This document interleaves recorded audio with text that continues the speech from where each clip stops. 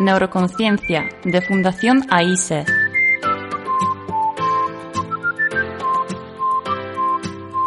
Con Juana Naya.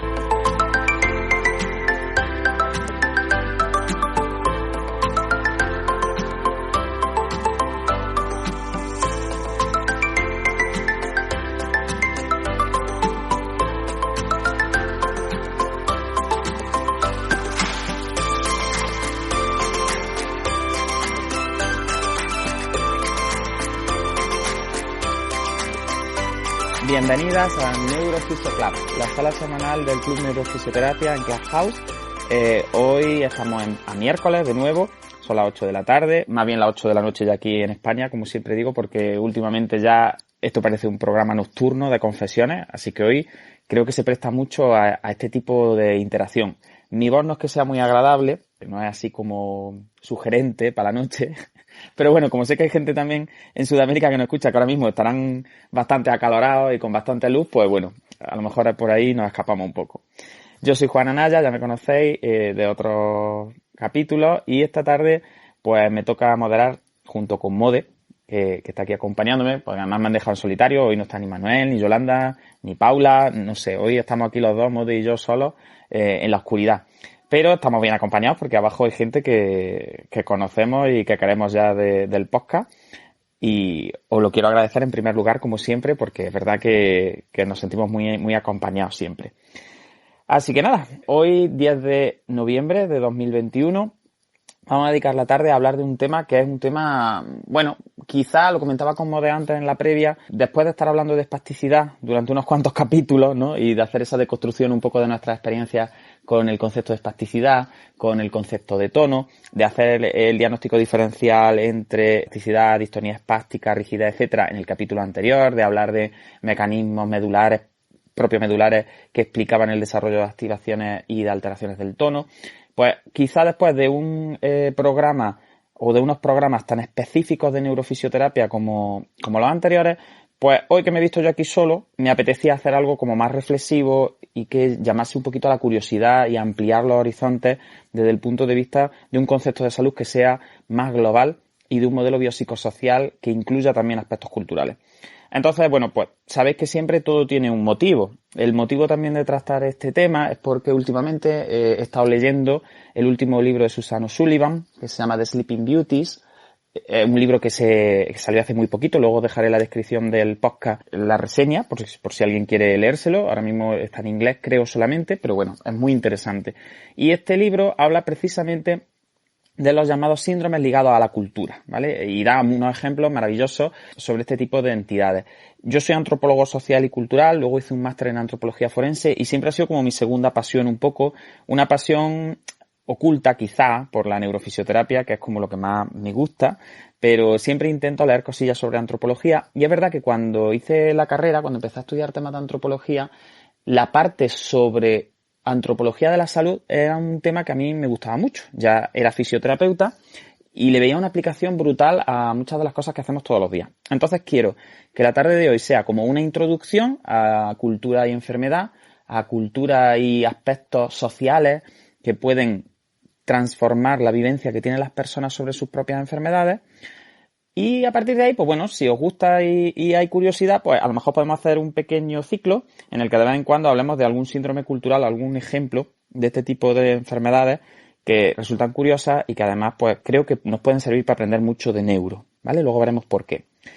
Así que nada, esa es mi intención esta tarde. Disculpad por a lo mejor el rollo que os voy a meter porque va a ser mucho monólogo, pero no va a ser tanto monólogo porque aquí tengo a mi amiga Mode y compañera neurofisioterapeuta de la Fundación AISE para echarme una mano y por lo menos dar un poquito de contrapunto a mi voz. Así que, Mode, ¿qué tal? ¿Cómo has pasado la semana? Cuéntame un poco. Hola, buenas tardes a todos. Pues muy bien, estamos aquí a ver cómo va esta nueva aventura entre los síndromes culturales. Expectante estoy, a ver qué nos comenta, qué nos cuenta.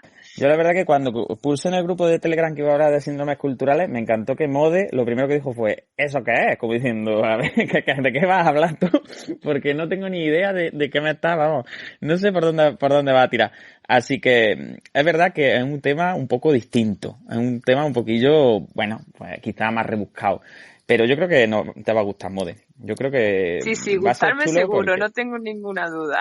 yo creo que sí, porque al final es un tema que se presta mucho a aprender. Así que si os parece, vamos a abrir. Os recuerdo, vías de contacto en todas las redes sociales podéis buscar pues, a mí como @JuanaYaojeda o @Fundaise, que son las vías de contacto de la fundación.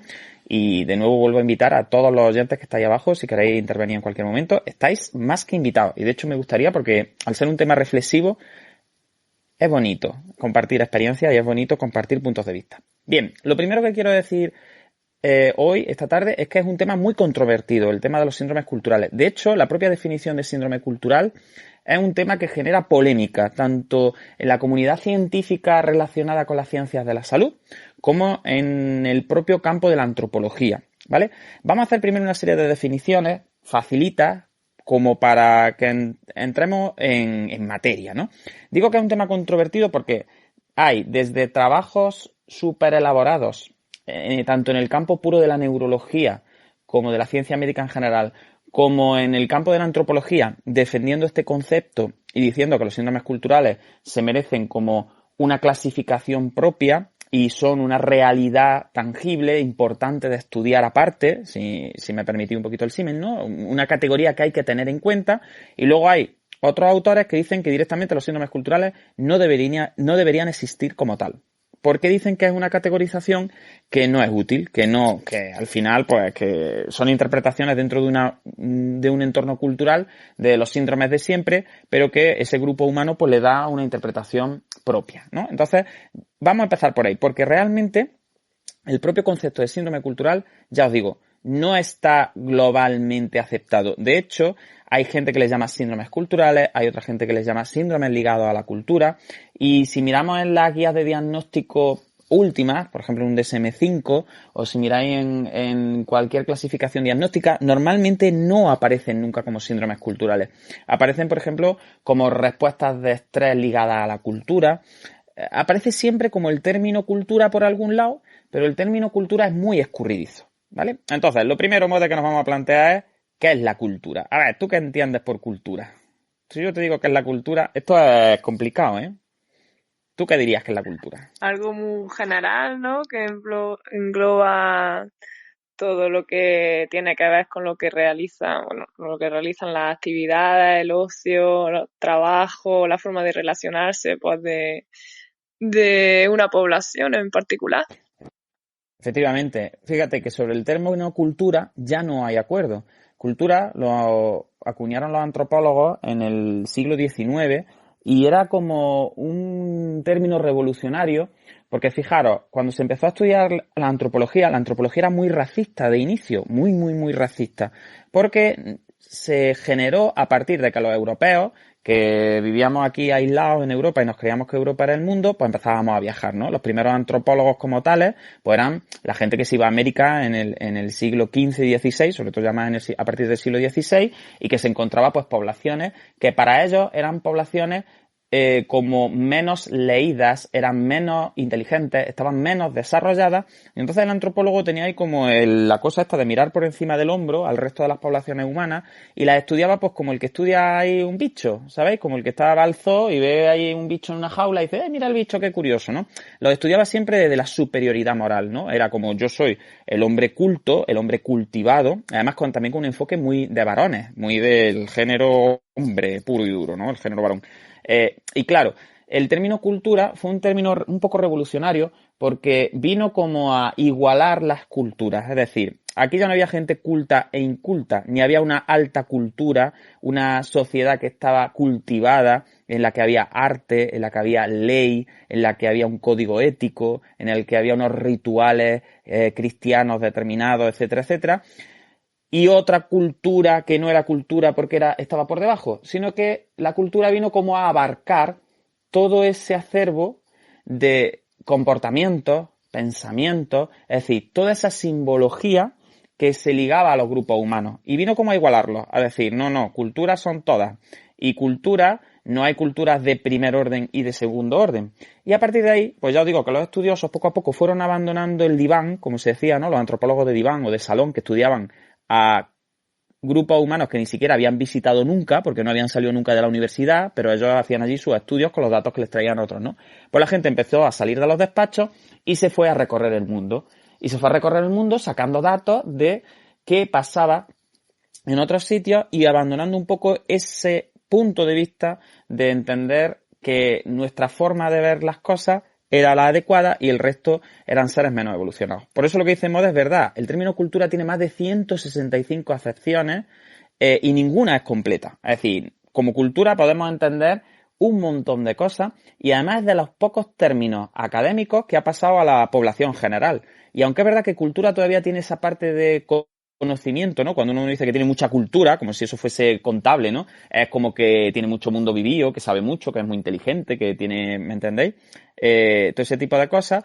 Pero normalmente ya por cultura entendemos un poco lo que decía Mode. Entendemos ese conjunto de, pues, desde hábitos, lenguaje, rituales, incluso la propia religión es parte de la cultura. Es decir, todas aquellas aprendizajes que se generan en torno a un grupo humano y que además, desde la sistémica, la cultura es como si fuese las capas de una cebolla. Es decir, las culturas no están separadas, sino que podemos incluir dentro o fuera de la cultura desde cosas muy simples, hasta cosas muy elaboradas, como pueden ser las creencias de poblaciones muy grandes.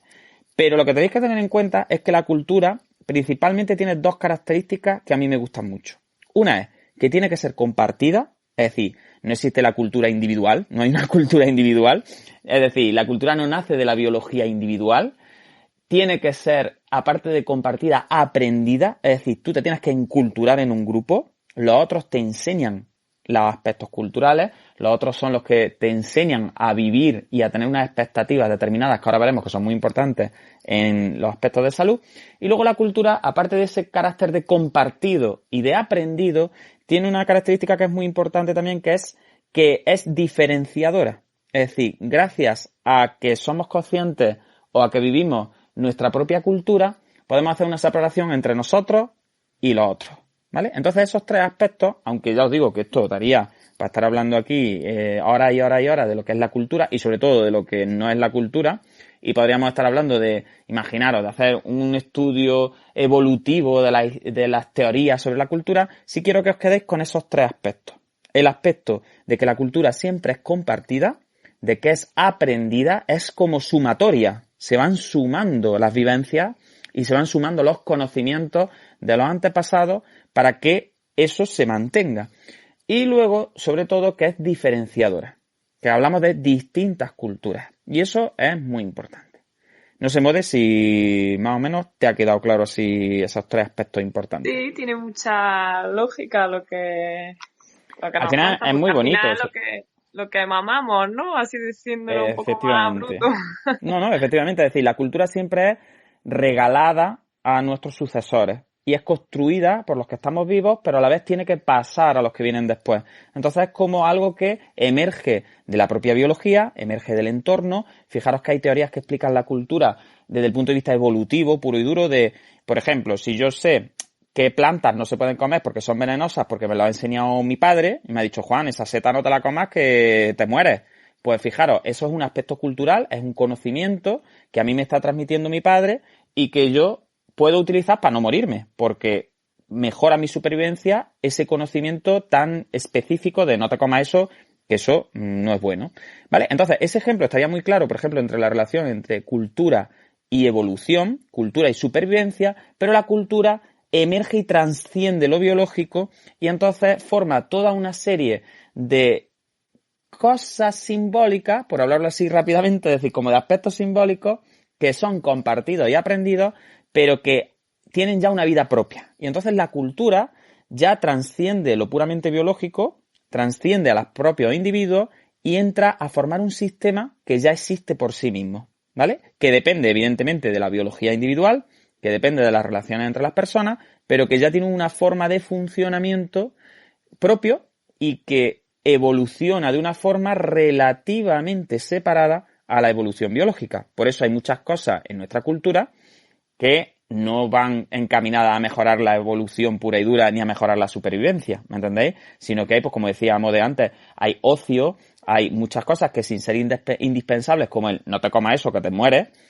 sirven también y son cultura. De hecho, conforme más tiempo y más registro existe de los datos de cómo viven los organismos sociales, que le podríamos llamar ya como organismos sociales, ¿no? Los grupos sociales, pues más rica es esa cultura, más se enriquece. Y sin embargo, cuanto menos tiempo llevan conviviendo las personas en un territorio determinado, pues más pequeña es esa cultura, porque al final es como que se va sumando, es acumulativa, es compartida, aprendida y diferenciadora, ¿vale? Eso es clave. Y fijaros que incluso es un término tan amplio que es como si yo dijera, Modé, ¿existe una cultura de Jaén? ¿Tú qué me dirías? Bueno, pues me voy al olivo directamente. Claro, fijaros Hay cómo, una cultura alrededor del olivo. efectivamente, es como, bueno, cultura de Jaén. Pues la cultura de Jaén puede tener que ver con las olivas, porque hay muchas olivas en Jaén. Pero fijaros, realmente también te puedo decir, Modé, hay una cultura en Huelma, que es tu pueblo, Sí, o en Castellar, que es el mío. tiene sus fiestas y sus comidas típicas. Efectivamente. Fijaros cómo, por eso decía que es como una cebolla. Yo puedo como englobar hasta cierto nivel de reducción y hasta cierto nivel de amplificación. Porque si ya te digo, Mode, en tu casa hay una cultura, en la familia... Claro que sí, hay un jefe del mando de la televisión. Fijaros, como que va reduciendo, pero ya cada vez lo tienes menos claro, ¿no? Porque si dijera, ¿qué hay más? ¿Una cultura de tu casa o una cultura andaluza? Es como que Andalucía es como... Tendemos a pensar que es como más importante porque somos más gente que compartimos cosas. O una cultura española, ¿me entendéis? Fijaros que aparte de ser diferenciadora, de ser compartida, aprendida, también se caracteriza por estar normalmente ligada a un territorio. Y aquí es donde entran los síndromes culturales, ¿vale? Fijaros cómo he ido llevando. Es decir, la cultura está ligada a la tierra, por llamarla de alguna manera, ¿vale? Está ligada a unas fronteras. Y las fronteras culturales suelen marcar también fronteras físicas, porque las unas se retroalimentan con las otras. Entonces, para que lo entendáis rápidamente, por eso la antropología se diferencia un poco de la psicología, en que la antropología no estudia nunca al individuo unitario, no estudia nunca los porqués del individuo, sino lo que estudia es los porqués de los grupos. Y si me preguntáis, Juan, ¿qué tiene que tener un grupo para poder constituir una cultura? Pues no sabría decíroslo. Es decir, no hay un límite. Esto es lo bonito, esto también se analiza desde el sistema. La cultura es emergente, es algo que ocurre, pero no es algo que tenga unas causas fijas y determinadas. ¿Bien? Por tanto, podéis imaginar que los síndromes culturales por eso son como tan difíciles de explicar y por eso hay tanta discrepancia, ¿vale? Bien, una vez que tenemos más o menos claro lo que es la cultura, ahora viene la parte de, vamos a ver, Juan, esto de los síndromes culturales, ¿qué es? ¿Y por qué aparece esta definición? Bien, los síndromes culturales o los síndromes ligados a la cultura nacen de una observación muy empírica. Y hay una observación muy empírica que es que hay determinadas enfermedades que están ligadas a grupos humanos, incluso a territorios, de forma que esa enfermedad, con esa presentación, con esos signos, con las causas que las personas le buscan a esos signos, solo aparecen en un territorio determinado y para un grupo cultural determinado. Y no se expresa en ninguna parte más del mundo. Entonces, claro, eso en nuestro modelo biológico de enfermedad, que nos guste o no nos guste, es dentro de las ciencias médicas todavía el que impera mucho, es como, vamos a ver, Juan, un resfriado. Aquí y en Francia y en China y en todos lados un resfriado. Es un virus que se te mete y te da tos y estornuda y no sé qué. Y ya si es el virus de la gripe, pues te puede dar fiebre y no sé cuánto. ¿Qué tiene que ver? Vamos a ver qué tiene que ver la cultura en esto. Esto no es cultural, es decir, las enfermedades no pueden ser culturales, los infartos no pueden ser culturales. Un infarto es pues que se te tapona una arteria que irriga el corazón y se muere una parte del corazón, y si se muere mucha parte del corazón, pues se para el corazón y te vas tú a tomar por saco. ¿Veis? Entonces, nuestro modelo biológico de enfermedad entiende que un esguince de tobillo aquí y en Pekín, ¿vale? Y entonces tiende a universalizar tanto el diagnóstico como el tratamiento de la enfermedad.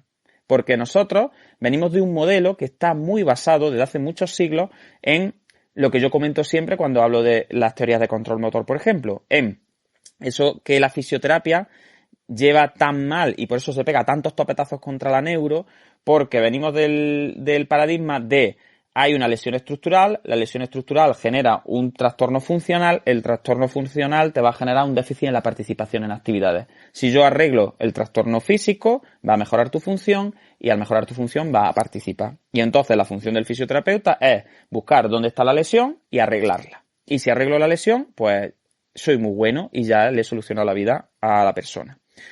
¿Qué pasa? Que en el caso de los síndromes culturales, por definición, no hay ningún tipo de consenso en las causas que generan esa enfermedad. Porque para poder definirlo como síndrome cultural, tiene que haber como una especie de consenso médico en que la etiología y las causas biológicas que subyacen a la enfermedad no están alteradas. Y fijaros que esto ya está cargado de prejuicios. ¿Por qué? Porque, vamos a ver, hay muchas enfermedades neurológicas en las que la etiología no está clara. Muchas. La gran mayoría no tiene una etiología clara, salvo los ictus, y los ictus porque falla el riego, como yo digo, y al final, pero incluso los factores de riesgo de ictus, algunos se tienen claros y otros no. Pero, por ejemplo, una esclerosis múltiple también es idiopática. Se dicen cosas sobre por qué aparece, pero no se tiene claro. Un Guillain-Barré pues, es también idiopático, es decir, no tiene una etiología clara y, sin embargo, no se meterían dentro de los síndromes culturales porque son universales, ¿vale? Pero lo que tienen los síndromes culturales, sobre todo, es que, a pesar de tener una sintomatología, unos signos muy bestias, la mayoría de ellos, que pueden afectar tanto a la esfera cognitiva como a la física, a la conductual, es decir, a todas las esferas de la persona, la medicina tal y como nosotros la conocemos, la fisioterapia tal y como nosotros la conocemos, no puede describir ni hacer un modelo de enfermedad basado en nada estructural, biomecánico, neurofisiológico, bioquímico, es decir, no tenemos ninguna prueba ni ningún esquema explicativo sobre lo que está ocurriendo ahí. Y sobre todo, no tenemos ningún esquema explicativo que nos diga por qué ocurre ahí precisamente y no ocurre en otra parte del mundo. Entonces, esa sería una primera definición de síndromes culturales. Y ahora, si os parece, pues como que os cuento un poco las características que tiene que cumplir una enfermedad para ser considerada un síndrome cultural. No sé, Mode, si me estoy enrollando mucho o si más o menos me va siguiendo el hilo. Cuéntame, dame un feedback. Te voy siguiendo, aunque ya se complica un poquillo la cosa respecto al principio. Sí, se va complicando. Pero bueno, imagino que ahora va... Sí, va pero un poquito más. este es el rollo del principio, para explicar un poco por dónde vamos. Y ahora ya vamos a concretar mucho y nos vamos a meter en materia, ¿vale? Y vamos a ver qué relación hay y por qué son tan espinosos los síndromes culturales. Pues de lo que he dicho, ya, Mode, ¿a ti te suena algún tipo de enfermedades que tengan que ver con esto, ¿no? Que tengan como un diagnóstico dificultoso porque no hay pruebas en las que aparezcan alteraciones bioquímicas, neurofisiológicas, neuroanatómicas, ni ninguna estructura. Son enfermedades que tienen una evolución un poco desconcertante, que pueden migrar, que pueden afectar a distintos sistemas, que tienen un desarrollo que no encaja con los modelos de enfermedad, de diagnóstico y de evolución que nosotros tenemos. ¿Qué tipo de trastornos te suenan a ti así? ¿Cómo les llamarías tú a esas enfermedades? Los trastornos, los famosos trastornos funcionales. Bueno, no tan famosos Efectivamente. porque hay gente que viene por la clínica que no lo ha conocido nunca o no se ha dado cuenta o no se lo han comentado. Efectivamente. Una parte importante del misterio de los síndromes culturales es que la gran mayoría de estos síndromes culturales son trastornos funcionales, por definición. Es decir, porque uno de los criterios que tienen que cumplir es esta ausencia de sustrato biológico, de sustrato fisiológico que explique los síntomas. Por ejemplo, para poner un caso de un trastorno funcional que yo tuve una vez la suerte de acompañar en tratamiento, Pues lo comento muchas veces porque a lo mejor la gente que sabe un poquillo de neuro, pues puede entender la perplejidad de cuando a mí se me describió este paciente. Yo me acuerdo de una mujer de unos 40 años que vino a la clínica en la que yo trabajaba, que tenía también la suerte de trabajar con un neurólogo, y bueno, a mí me describió el caso, y bueno, pues era la típica hemiparesia derecha de predominio braquial, secundaria pues a un tumor que estaba localizado en la zona frontal posterior, entre frontoparietal. Y claro, pues bueno, aquello no me extrañó nada cuando se me hizo la descripción del caso. Y recuerdo que el neurólogo me dijo, Juan, ¿no ves nada extraño en el caso? Y dije, bueno, pues habrá que evaluarla. Yo estaba leyendo los informes, ¿no? Porque bueno, esto habría que valorarlo, a ver cómo está, pues todos mis rollos de fisioterapeuta, ¿no? Y me dice, ¿pero no has visto dónde está la lesión? Y digo, pues sí, está una lesión en frontoparietal, me cuadra con la clínica, pues bueno, mira, dice, pero mira el lado, mira la lateralidad. Y efectivamente era una mujer que tenía la lesión en el mismo hemisferio, era homolateral a los signos, a la hemiparesia. Entonces, claro, fijaros, aquí un poco la codificación predictiva jugó en mi contra, ¿no? Porque claro, mi cerebro de fisioterapeuta neurológico tiende a dar por hecho que cuando tú tienes una hemiparesia, la lesión está en el otro lado. Pero ahora te llega una persona en la que el tumor está en el mismo hemisferio, en el homolateral, al lado de la hemiparesia. Y aunque a ti te cuadra la localización en el sentido de, pues sí, bueno, pues ahí suele dar hemiparesia. Sí, pero tendría que estar en el otro hemisferio. Ahora, ¿cómo explicas tú, desde el punto de vista fisiológico y neuroanatómico, por qué esa mujer desarrolló una hemiparesia espástica de libro de predominio braquial con todos sus signos positivos y negativos, con todas sus sinergias y con, vamos, un correlato que hasta que no tuve yo un poquito más de experiencia y un poquito más de vista, ahora lo recuerdo y digo, claro, había muchas cosas que no me cuadraban. Pero en ese momento, con mi visión de fisioterapeuta, con muchísima menos experiencia, pues yo veía que era una hemiparesia tal cual. Pues, como todas las hemiparesias, como la gran mayoría de las hemiparesias que yo trataba en aquel momento. Entonces, fijaros cómo eso es a lo que nos enfrentamos. Nos enfrentamos a una persona que vive una enfermedad con todo su correlato de signos y síntomas, pero que no tenemos ningún modelo explicativo tradicional ni científico para relacionarlo con una base neurofisiopatológica ni neuroanatómica, ¿vale? Eso sí quiero que quede muy claro. Pero en el caso de los síndromes culturales nos encontramos con eso, con ese trastorno funcional, pero encima con la característica de que está restringido a un grupo humano y a una localización determinada y no se da en otro sitio que no sea ese. Por tanto, ahí la cultura tiene que tener una importancia capital, ¿vale? Así que, como están tan ligados a los síndromes funcionales, vamos a dar un pequeño repaso introductorio de qué hablamos cuando hablamos de síndromes funcionales. No sé, Mode, si aquí sí puedes hablar tú un poquito, así que más de un funcional y dos has tenido ya en clínica. Sí, alguno he tenido. Ahora a mí se me venía a la cabeza y digo, entonces el trastorno funcional no está ligado solamente, por ejemplo, a España, ¿no? Que somos nosotros los que lo estamos viviendo aquí, porque hay libros que están escritos en otros países que también existe el trastorno funcional. Claro, los trastornos funcionales son universales. De hecho, los trastornos funcionales, así resumiendo mucho, aquí estoy resumiendo muchísimo, para que un trastorno sea funcional, fijaros que venimos de la tradición de hablar de trastornos conversivos, por ejemplo. Antes se hablaba mucho de trastornos conversivos, de la histeria clásica, ¿no? Yo os recomiendo que le echéis un vistazo al libro de O'Sullivan, Todo está en tu cabeza, que hablábamos hace unos capítulos de él, en el que hace un repaso histórico maravilloso desde la histeria, que se relacionaba con las mujeres, y bueno, y con su útero que iba por ahí viajando por el cuerpo dando bandazos, y la sexualización de la mujer, y siempre por los trastornos funcionales en mujeres eran histerias, que eran que las mujeres se volvían locas o porque tenían mucho sexo, o porque tenían poco sexo, o porque deberían tener más o menos, es decir, estaba todo muy ligado a eso, y además siempre ya os digo, sin ton ni son. Te decían el diagnóstico de histeria y ya está, y la histeria era pues que una persona tenía una crisis que parecía una crisis epiléptica, pero que cumplía una serie de requisitos por los que no cuadraba con lo que debían ser unas crisis epilépticas, normalmente una mujer, y entonces pues estaba la teoría esa de que, en fin, muy relacionado todo con la sexualidad y con, en fin, pues sabéis la evolución de las primeras teorías psicodinámicas, que estaba todo iba al mismo sitio, que era los genitales y la zona de los genitales, y siempre las mujeres peor que los hombres.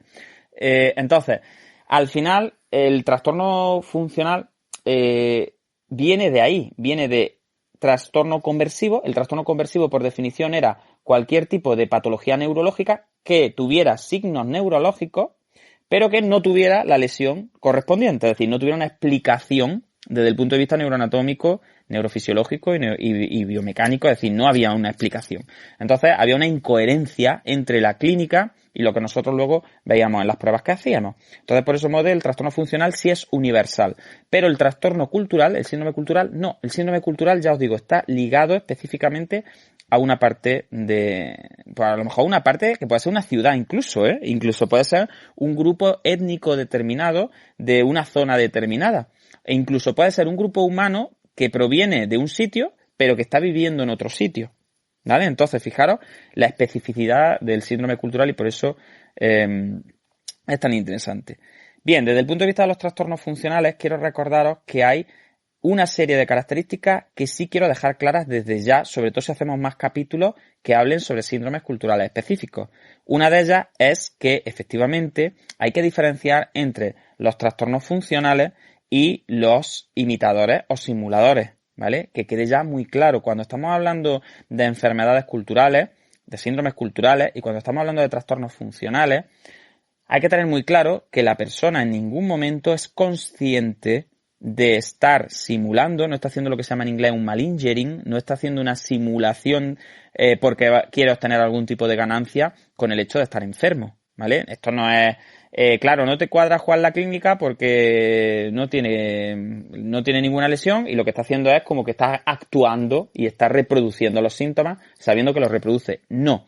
Una de las características intrínsecas a este tipo de enfermedades es que el paciente no tiene acceso consciente a ningún tipo de control sobre lo que le pasa, ni tiene capacidad de curarse él solo. Porque cuidado, que esto muchas veces se liga a lo psicológico y parece que lo psicológico es como, es psicológico. Esto tú te lo puedes curar a ti mismo porque esto es que tú te estás pensando que estás malo. Entonces deja de pensar que estás malo y te curas. No, la persona no tiene acceso consciente ni a las causas ni a la cura de la enfermedad, ¿vale? Entonces eso es muy importante que lo tengáis en cuenta. Una cosa son las simulaciones, otra cosa son los trastornos facticios, en los cuales la persona obtiene un beneficio del estado de encontrarse enfermo, aunque sea un beneficio a menudo inconsciente, pero en esos trastornos como que la persona todavía tiene cierto control sobre lo que le pasa. Pero a partir de la amplificación funcional, que sería ya como el límite por abajo de los trastornos funcionales, la persona deja de tener control consciente. Por tanto, estas personas están enfermas verdaderamente y tienen un sufrimiento real.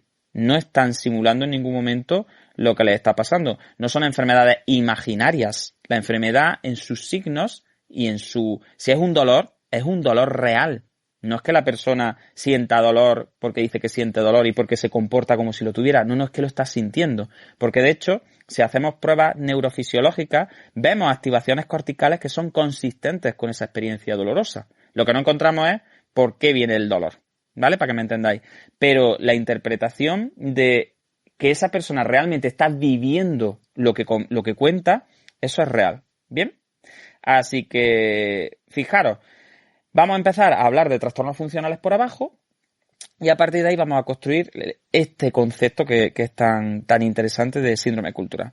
Hablaba yo de que por la parte de abajo de los trastornos funcionales está la amplificación, los trastornos por amplificación funcional. ¿Qué características, Mode, crees tú que tienen diferenciadores de los trastornos funcionales así tal y como lo hemos definido? ¿Qué pasa en la amplificación que no hay en el resto de trastornos funcionales, piensas tú?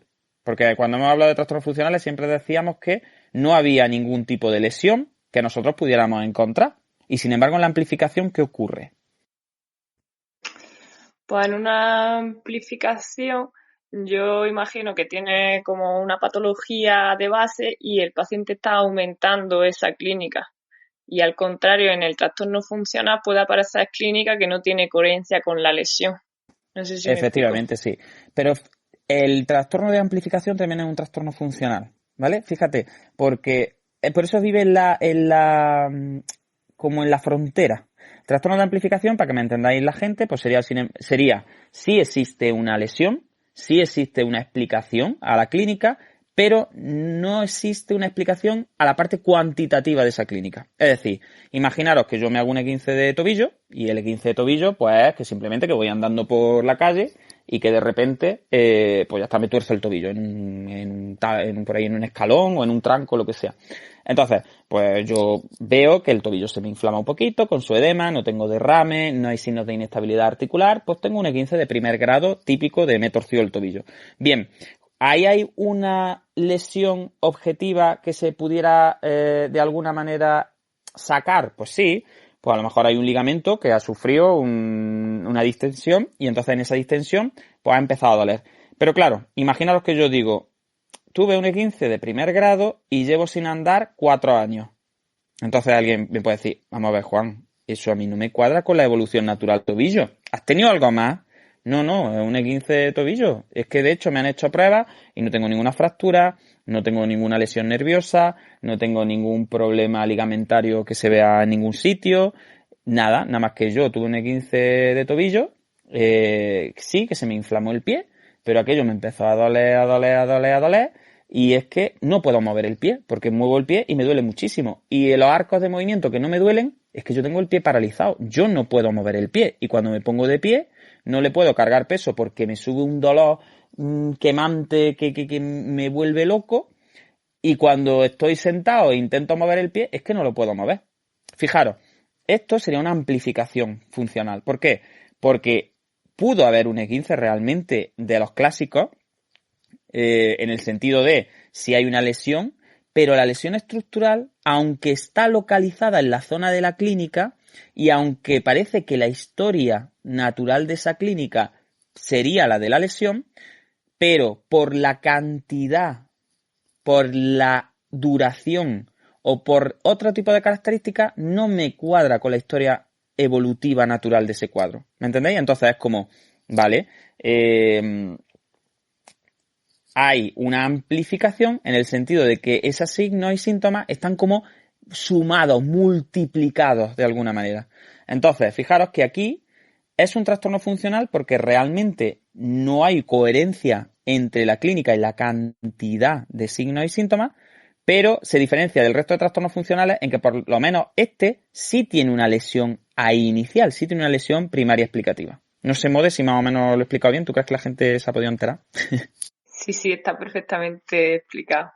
Al final es lo que yo he dicho, pero mucho más desarrollado. Tienes que tener algo de base para poder agrandarlo. Efectivamente, sí. Imaginaros que yo tengo una IT, un accidente isquémico transitorio, que sabéis que es un corte en la circulación cerebral, que normalmente no aparece en las pruebas de imagen ni nada, porque solo da clínica, ¿no? Es la típica persona que se levanta un día pues con la boca torcida, que no puede levantar el brazo de ese lado, que está inestable en la marcha, que tiene a lo mejor algún problema en la articulación del habla, y va al hospital, le hacen su TAC, le hacen todas las pruebas del mundo y no aparece nada. Y se va viendo cómo la clínica se va retirando y entonces es diagnosticado de un accidente isquémico transitorio. Que eso es algo que ha generado como un daño en alguna parte de tu cerebro, pero que ha sido muy pequeñito, ha durado poco, se ha pasado solo, entre comillas, y el curso natural de un accidente isquémico transitorio tiene que ser que en 1 semana, 2 semanas, la persona no tiene problemas. Los signos de focalidad neurológica que aparecieron tienen que haberse resuelto. ¿Qué pasa? Que es igual que si imaginaros que yo llego al hospital, se me diagnostica de un accidente isquémico transitorio y pasan 2 meses y sigo con una hemiparesia. Y sigo con el brazo totalmente aumentado de tono flexor y sigo teniendo mi tono extensor y mi hiperreflexia y todo este tipo de signos que van asociados a la hemiparesia. Y me siguen haciendo pruebas de imagen en la cabeza y me hacen pruebas de funcionales, de difusión, de no sé qué, de no sé cuánto, y ahí no aparece ninguna lesión. Y me dicen, pues hombre, a lo mejor en su momento esto fue un accidente isquémico transitorio, pero lo que debería haber durado unos días y haberse resuelto más o menos, pues no se ha resuelto. Y ahora mismo no tengo ninguna hipótesis que justifique esta clínica desde el punto de vista del tamaño de la lesión, desde el punto de vista de la localización de la lesión. ¿Me entendéis? Entonces, al final, pues un poco ocurre eso. Lo que sí quiero que quede claro es que los trastornos funcionales, vuelvo a repetir, el paciente no tiene el control de lo que está pasando. Sufre las consecuencias de esta enfermedad independientemente de que haya un sustrato o no haya un sustrato biológico. De hecho, en los modelos explicativos de los trastornos funcionales, muchas veces los clínicos, cuando tenemos que explicar un trastorno funcional a una persona que no tiene experiencia y tenemos algún paciente en el que creemos que podemos ahondar en esa característica funcional, muchas veces utilizamos un símil que sirve para novatos, ¿no? Y con el fin divulgativo, que es el símil, por ejemplo, del ordenador o del teléfono, en el sentido del hardware y el software. Entonces, todo el mundo entiende que el ordenador puede estar perfectamente, es decir, el ordenador puede tener todas sus piezas y tener todo perfectamente funcionando desde el punto de vista estructural del hardware, pero sin embargo, si el programa falla, el ordenador no funciona y el ordenador se puede recalentar y el ordenador puede ir tan mal por tener un trastorno estructural en su hardware como por tener un problema en las aplicaciones que corre, ¿vale? Eso lo entiende todo el mundo. Pues cuando nosotros explicamos los trastornos funcionales muchas veces a los pacientes utilizamos este símil un poco, aunque no sea correcto del todo, luego veremos por qué. Pero le decimos, no, mire usted no tiene un problema estructural, no le falla las piezas, pero tiene un problema funcional en el funcionamiento de las piezas. Y eso, igual que es importante en un ordenador, pues también es importante en un cerebro, ¿vale? Y así, pues conseguimos un poco que la gente entienda que no estamos diciendo que se está inventando la enfermedad, sino que lo que está fallando no es la estructura, no son los componentes del equipo, no es el cerebro o el sistema nervioso en sí, sino que lo que falla es el funcionamiento, la forma en la que esa estructura está funcionando, ¿vale? No sé si más o menos con ese símil, pues se puede más o menos entender la naturaleza del trastorno funcional. Y sobre todo ir desde la amplificación hacia arriba, que yo creo que es donde empezamos. ¿Por qué? Porque en muchas ocasiones, fijaros, voy a hablar, por ejemplo, de un trastorno funcional que tiene que ver, que aparece con cierta, que no es cultural puramente, aunque hay algunos trastornos culturales, algunos síndromes culturales que podríamos meter dentro de esta clasificación, de este subgrupo, y es, pues, por ejemplo, las crisis disociativas que son muy epileptiformes, que aparecen en grupo en ciertas zonas del mundo y en ciertas situaciones en las cuales varias personas empiezan a convulsionar y empiezan a tener crisis compartidas. Entonces, claro, eso desde el punto de vista estructural, biológico, no tendría mucho sentido. Es decir, que yo tenga una crisis y me ponga a convulsionar en el suelo, pues puede ser, mira, Juan, pobretico, que algo le habrá pasado, que tiene epilepsia, o que lo han envenenado, o que ha tenido un síncope y se ha caído al suelo y ha empezado ahí porque le ha faltado riego en algún sitio y está haciendo cosas raras, ¿me entendéis? Entonces, que eso pase a una persona es muy frecuente por distintas cosas. Es decir, no tiene que ser siempre signos epilépticos, sino que a lo mejor es simplemente porque te ha bajado la tensión y te has caído al suelo, ¿no? Pero claro, si eso le pasa a dos personas a la vez, decimos, esto es raro. Pero imaginaros que le pasa a un grupo de 15 o 20 personas. Entonces, y tú te encuentras que hay 15 o 20 personas que han empezado a convulsionar y que están convulsionando todas en el suelo y teniendo movimientos raros, pérdida de conocimiento, que pueden tener trastornos conductuales en masa. Entonces, para que entendáis un poco el concepto de amplificación y cómo se puede llevar a estos estadios, pues imagínate, Mode, que estamos todos los alumnos del máster en AISE un 15 de agosto, bueno, un 15 de julio, que hace más calor, y tenemos todas las ventanas cerradas, no hay coronavirus y somos muy, yo qué sé, y creemos, yo qué sé, porque somos del pensamiento de que el calor es muy bueno porque baja el tono muscular. Y entonces nos encerramos un 15 de julio todos allí en el sótano, cerramos las ventanas, no ponemos el aire acondicionado y los tengo a estos 8 horas hablando sobre las vías de regulación del tono. Y están todos además muy pendientes porque veo que el que baje la vista lo suspendo. Entonces, fíjate, en esa situación, ¿qué es lo esperable? ¿Qué vas a notar tú, por ejemplo, Mode, o yo? ¿Cómo vamos a estar? ¿Cómo vamos a estar? Pues muy tensos, con mucha calor, muy mal. Efectivamente, vamos a estar mareadillos todos, ¿verdad? Todos estaremos más o menos mareadillos.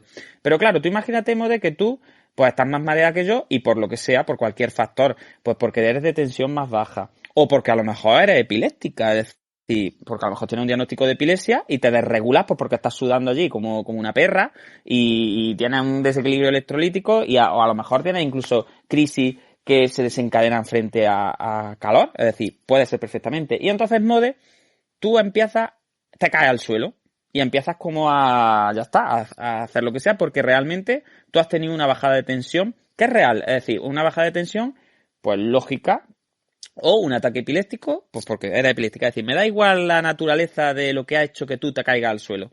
Pero claro, ¿qué pasa a todos los de alrededor en ese momento? Se van contagiando y se empiezan a sentir mal, ¿no? También. Efectivamente, hacen una amplificación funcional de lo que están sintiendo. ¿Por qué? Porque todos tienen tanto calor como tú, todos tienen la tensión vajilla, todos están nerviosos y encima ahora hay una tía que se ha caído al suelo y que está haciendo cosas raras ahí y que encima, pues parece que se parece mucho a eso que yo estoy sintiendo, que estoy ahí como medio mareadillo, pero en un grado más alto, ¿vale? Entonces es muy fácil que estos que estamos ya retentados, como dirían en mi tierra, viéndote caer a ti, empecemos todos a sentir algo parecido. ¿Y qué pasa cuando se cae al segundo al suelo, Modé? Pues que van todos en cadena, imagino. Efectivamente, que ahora no es ya la primera, sino que encima todos estamos retentadillos, estamos medio mareados, hay una que se ha caído y luego se ha caído otra. Pues ahora es que hay dos ya que se han caído, con lo cual el tercero es más fácil que caiga. Y ya cuando han caído 5 al suelo, pues ya están todos sin oxígeno, ya. efectivamente, porque encima al mareillo que tenían se une el miedo, se une la incertidumbre y se une el hecho de pensar que está pasando algo que no es que haya afectado a una persona individualmente, sino que están todos cayendo unos detrás de otros. Entonces es muy fácil que se produzca la amplificación y esas personas no es que se tiren al suelo en plan voy a tirarme al suelo porque los otros se han tirado, sino que es que realmente se mareen y caigan al suelo.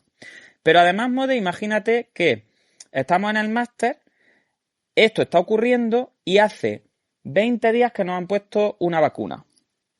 Y cuando nos pusieron la vacuna, nos dijeron que esa vacuna pues salió en toda la prensa que estaba en mal estado, que no se hizo una buena custodia de ella, la persona que nos la puso no llevaba guantes cuando nos puso la vacuna y encima pues parece que ha habido algunos casos de crisis epiléptica en el mundo tras haberse vacunado.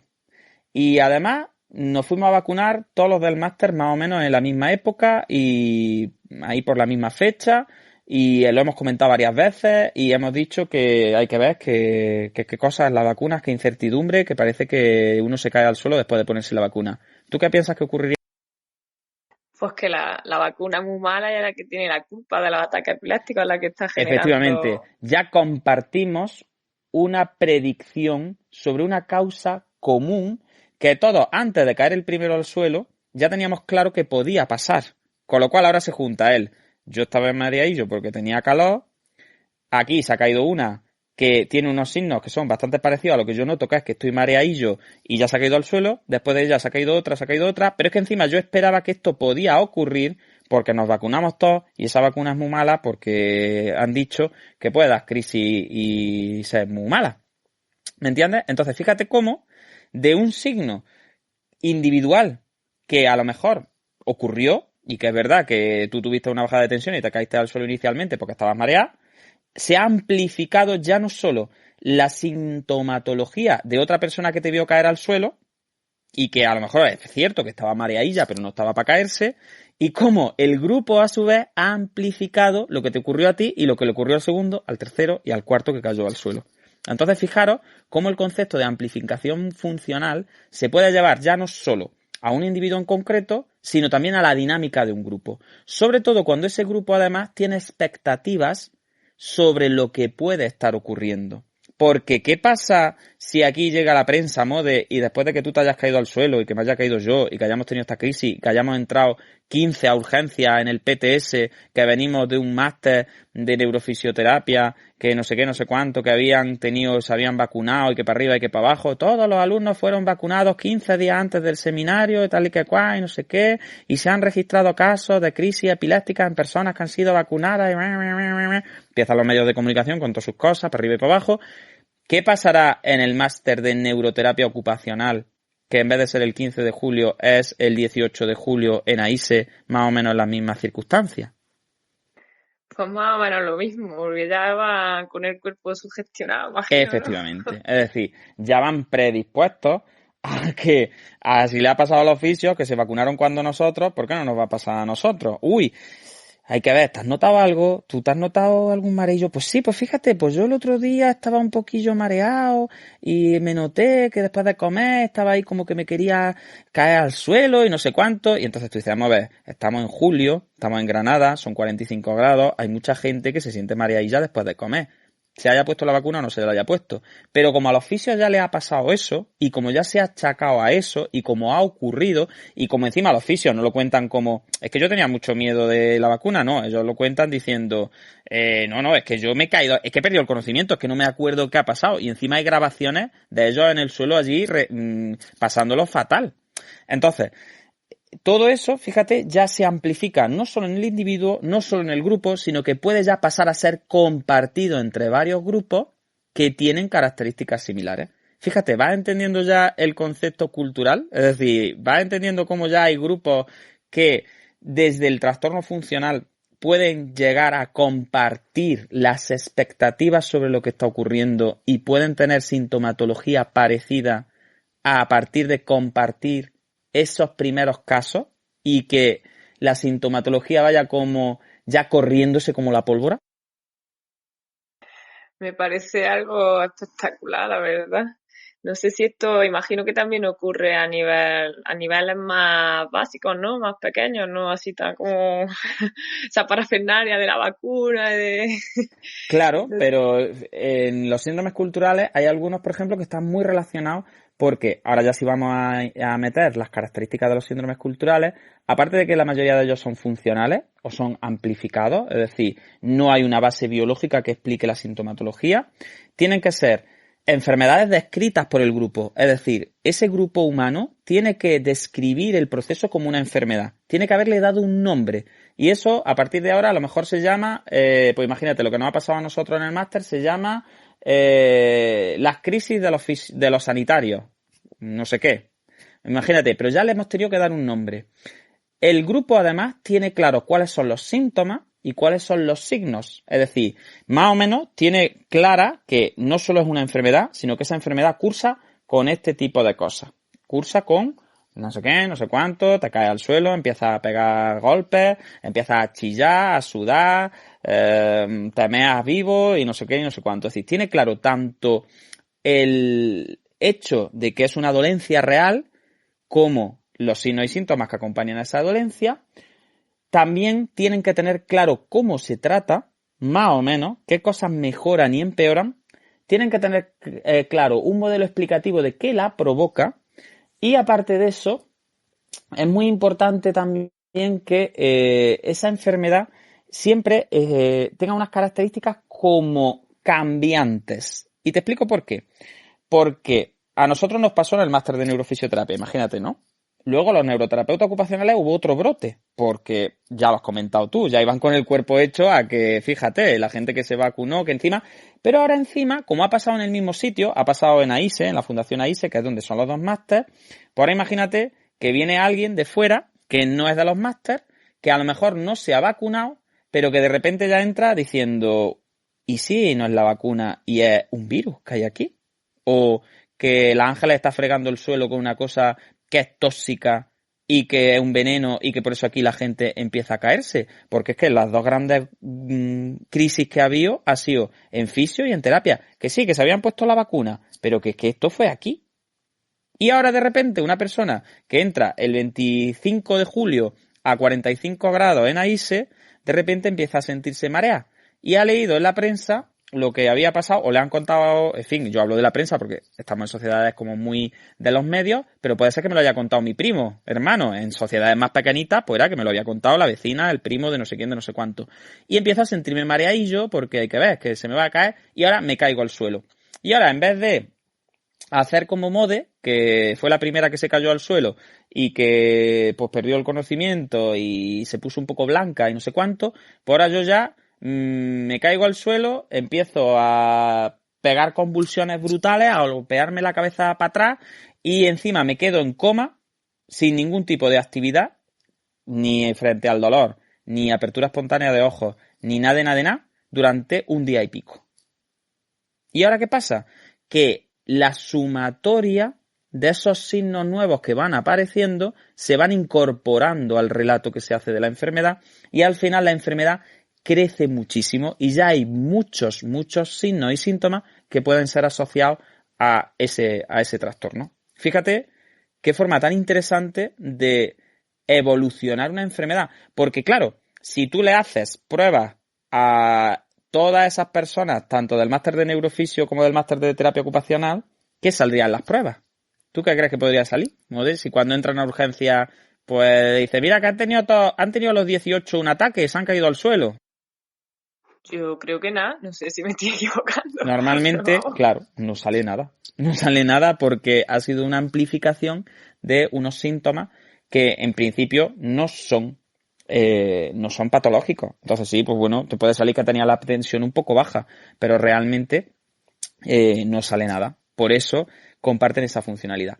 Bien, pues cuando el trastorno funcional pasa a ese relato que nosotros hemos hecho de ocurre en un sitio determinado, ocurre a un grupo determinado, con unas características determinadas, entonces ya pasa de ser un síndrome funcional a ser un síndrome cultural. Es decir, ya ahí tiene unas características que engloban a un grupo humano. Y ahora resulta que ese síndrome en el que Mode se cayó al suelo porque tenía calor, vamos a poner, ahora ya se empieza a dar en distintos sitios de Granada y volvemos a repetir y va creciendo el relato y ahora ese síndrome se transforma en el mareo granaíno.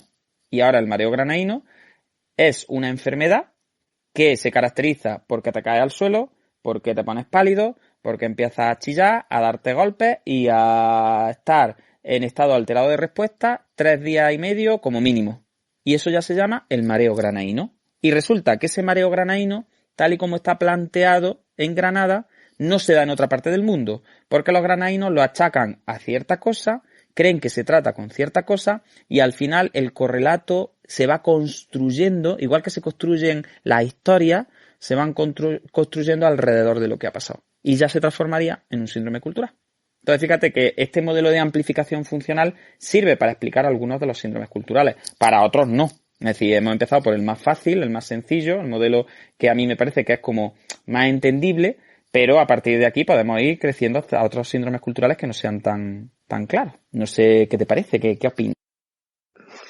Cosas muy raras son estas, Juan. La verdad que es muy interesante conocer cómo va creciendo y cómo se van creando estos síndromes, porque al final nosotros no los encontramos ya en una etapa, ¿no? En un periodo, pero tiene su historia tanto hacia atrás como la que se va a seguir construyendo. Está muy interesante. Efectivamente, por eso fíjate que muchas veces cuando empezamos a ver síndromes funcionales, por ejemplo en la Fundación AISE, tú te das cuenta que hay un patrón de afectación que a veces se te presentan pacientes que son muy similares y que están en torno a ciertas componentes que comparten características y empiezan a sacar patrones. Esa sería como una fase inicial de un síndrome cultural, ¿no? Si nos vamos a este modelo explicativo que yo he planteado, para algo tan sencillo como este modelo, así rápido, ¿no? Hay muchos más tipos de síndromes culturales que no se explicarían con esto. Pero yo quiero empezar el capítulo de hoy con este ejemplo que a lo mejor es más sencillito. Y ves esos patrones y tú dices, uy, si esos patrones se repitieran y ya aparecieran en mucha gente que comparten características, entonces ya sí pasaría a ser un síndrome cultural. Entonces, fíjate, a mí me parece apasionante porque nosotros venimos de un modelo biopsicosocial en la teoría, pero en la práctica somos muy biologicistas todavía. Por eso, esa es una de las factores que hacen que muchos autores digan que los síndromes culturales no existen, porque todas las enfermedades están como influenciadas por la cultura, porque la cultura fabrica también las expectativas que tenemos sobre estar enfermos. Y eso es un factor que también es muy interesante analizar. Porque, Mode, tú imagínate que a ti te diagnostican de migrañas, porque has tenido unos dolores de cabeza, que, bueno, ya está, que cumplen los criterios diagnósticos y, pues, tu médico te dice que tú tienes migraña. ¿Qué haces automáticamente? Lo primero que haces cuando te dan el diagnóstico. Pues no sé, si me duele mucho la cabeza, imagino que, que dejaría de trabajar o no sé. No, pero mucho antes de eso, es decir, en cuanto te dan el diagnóstico y sales de la consulta, ¿qué es lo primero que hace todo el mundo hoy en día cuando le dan un diagnóstico? Pues no sé, ¿qué hacen? No, Mirarlo en Google. ¡Ah! Es lo primero. Lo primero, claro, ¿qué es esto? ¿Qué es esto? Y entonces ahora Mode se mete en Google y dice, uy, yo tengo migraña. Pues la migraña, ¿qué es? Pues la migraña es una enfermedad que se caracteriza por esto. Y empieza, ¿qué? A decir, pues la migraña se caracteriza por dolores de no sé qué. Uy, esto yo lo tengo. Y dice, uy, esto no lo tengo. Pero, A ¿qué sumarte, ¿no? pasa? A sumarte las cosas que Efe- no. Efectivamente, efectivamente. Ese es otro modelo de amplificación funcional. El diagnóstico, hay que explicarle a la gente que los diagnósticos nunca son completos y que una persona que tiene un diagnóstico no tiene que cumplir todos los criterios. Entonces, imagínate, las migrañas son un conjunto muy heterogéneo de dolores de cabeza que se acompañan a veces de auras, que otras veces no, y que tienen una serie de trastornos funcionales asociados, como pueden ser la pérdida de visión en un ojo, fíjate que es heavy, como puede ser la hemiparesia en la cara, aunque media cara se te paralice, que puede ser ver lucecitas de colores o que se te ponga todo negro, que pueden ser que el dolor se extienda hacia zonas y que tenga una característica pulsante que parezca como que te están pegando martillazos en la cabeza. Yo las tengo, entonces por eso lo describo así, de una forma tan vívida, ¿no? Que te molesten los ruidos hasta el punto de hacerlos ensordecedores, que te moleste la luz hasta el punto de vista de casi volverte loco como cambie la luz de la sala, ¿vale? Es decir, de sufrir mucho. Entonces, tú vas leyendo todas esas cosas y vas diciendo, claro, si esto fíjate, esto fíjate. Y algunas veces que a lo mejor has tenido algo que se parece a algunos de los síntomas, pero que no ha tenido la intensidad suficiente como para que tú se lo dijeras al médico en un momento, que tú nunca le dijiste que te molestaban los ruidos. Pero ahora que lo has leído dices, ay, es verdad, si es que esto yo también. ¿Qué pasa? Que la próxima vez que oigas un ruido mientras te duele la cabeza, vas a tender a prestarle más atención a ese ruido y vas a tender a amplificar también, a sumar signos clínicos a ese síndrome que te ha sido diagnosticado. Esto se llaman profecías autocumplidas, se llama efecto Pigmalión también cuando es de otra persona, cuando son otras personas las que nos generan expectativas sobre lo que tenemos que cumplir y al final se modifica la conducta y la vivencia de una persona por el etiquetado que se ha hecho de ella. No sé si te parece que da miedo un poquito, pero da bastante. Sí, la verdad que es algo bastante que habría que indicarle a las personas, ¿no? Por lo menos aconsejarles pues que no busquen y dar como una explicación desde los profesionales, pues para que no tengan esta serie de conductas, porque al final lo que dice es que sí que se amplifica. Yo me acuerdo una vez en la universidad que teníamos que pasarnos una escala sobre el dolor, sobre el mayor dolor que habías tenido en la vida. Yo no había tenido grandes dolores, pero claro, me ponía a pensar en mi mayor dolor, que era un día cuando me bajaba el periodo, y era como, madre mía, tenía yo ya todas las enfermedades y en verdad no tenía ningún problema, nunca me había fijado en tantos ítems del dolor, pero al sentarme y tener que rellenar una encuesta sobre eso, pues le ponía a todos los dolores el máximo. Efectivamente, pero además date cuenta que cuando hablamos de procesos psicosomáticos, es decir, cuando hablamos de la importancia que tienen las emociones en el desarrollo y en la somatización, como que tendemos a restarle importancia y eso es un error muy grande. Por ejemplo, la propia Susan O'Sullivan, a lo largo de sus libros, que ya habla mucho de trastornos funcionales, lo deja claro, dice, damos por hecho que la tristeza te puede hacer llorar, que la vergüenza te puede poner roja la cara y nos damos por hecho que sentirse de una determinada forma puede generar una enfermedad. Pues claro que la puede generar. Es decir, si hay emociones que generan cambios somáticos evidentes, como todos los que estamos hablando, ¿por qué no van a poder generar enfermedades? Es decir, ¿por qué todas las enfermedades van a tener que ser estructurales? No, es que el propio funcionamiento del sistema nervioso también genera cambios en el cuerpo. Por eso es muy importante educar correctamente, como tú dices, a los pacientes en el sentido de no generar profecías autocumplidas sobre los diagnósticos, porque esa es una parte muy, muy importante en estas amplificaciones que pueden dar lugar no a síndromes culturales, que es una cosa mucho más expansiva, pero sí quiero que entendáis un poco de dónde vienen todas estas teorías de amplificación. Porque al final, nosotros sabemos que el sistema nervioso no funciona, lo hablábamos por ejemplo en el episodio del autopilot. Y fíjate, vamos a hablar de esto, y yo creo que es súper interesante, y a lo mejor si os parece que el capítulo está siendo demasiado denso, pues podemos cortar y hacerlo hoy más corto. Pero sí es interesante conocer el concepto de ruido desde el punto de vista somático para entender un poco la amplificación. ¿Por qué os digo esto?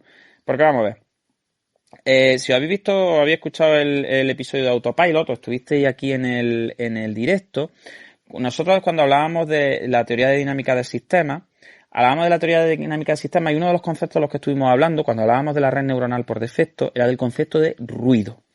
El ruido dijimos que era un conjunto de aspectos que no colaboraban directamente, que no eran importantes, que no tenían saliencia. En el episodio de Espasticidad 3 también estuvimos hablando de la saliencia, es decir, no llegaban a la consciencia, no eran lo suficientemente importantes como para que el yo les diese su lugar, pero que estaban ocurriendo ahí y que incluso llegaban a facilitar la saliencia de cosas importantes, porque lo que supera el ruido es como que merece ser atendido, merece llegar a la consciencia, ¿vale? Merece que Juan se dé cuenta de lo que está pasando.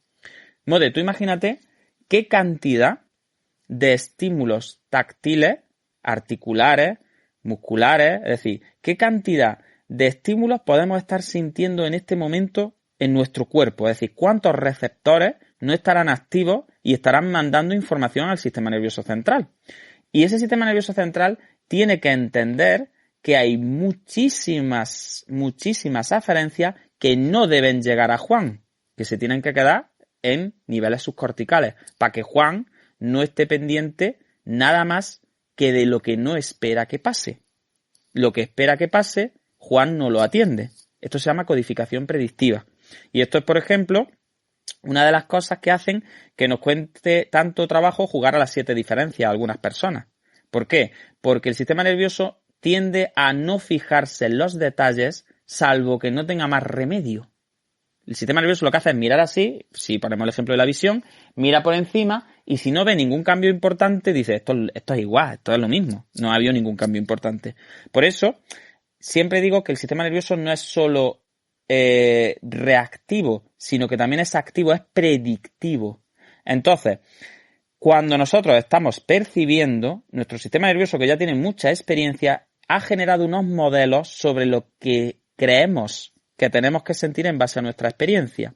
Si no hay grandes disrupciones con ese modelo que nosotros hemos anticipado, con esa predicción que nosotros hemos hecho, no percibimos nada, ¿vale? Hay como un silencio, vale, pues esto es lo mismo de siempre. Pero si hay alguna disrupción importante con nuestro modelo, entonces eso sale a la conciencia, ¿vale? Imagínate que tú estás trabajando, Mode, y que estás en la cocina de la fundación y de repente estás sola, me escuchas a mí hablar, digo, buenos días, Mode, ¿qué pasa? No sé qué, no sé cuánto. Tú, buenos días, Juan, esto, lo otro. Ves que esa voz se acerca y cuando cruzo la puerta, en vez de ser yo, es Manuel. ¿Qué te pasaría? Que me asusto, digo, ¿qué ha pasado? ¿Qué he escuchado? Efectivamente, se ha roto esa predicción de tú no me has visto a mí, tú solo me has escuchado. Pero de alguna manera, en fin, lo estoy explicando con un ejemplo un poco chorra, pero porque quiero que se entienda. De alguna manera tú habías hecho una predicción de siento una persona que va andando, pero no la había hecho conscientemente. Es decir, Mode no se había sentado ella misma a decir, a ver, es Juan, la voz de Juan, hay pasos que se acercan, cada vez oigo la voz más cerca, está justo al lado de la puerta y ahora va a girar la puerta y va a aparecer la cara de Juan. Eso Mode no lo ha hecho conscientemente, pero de forma automática ella ha generado una predicción sensitiva sobre lo que va a ocurrir a continuación después de esto.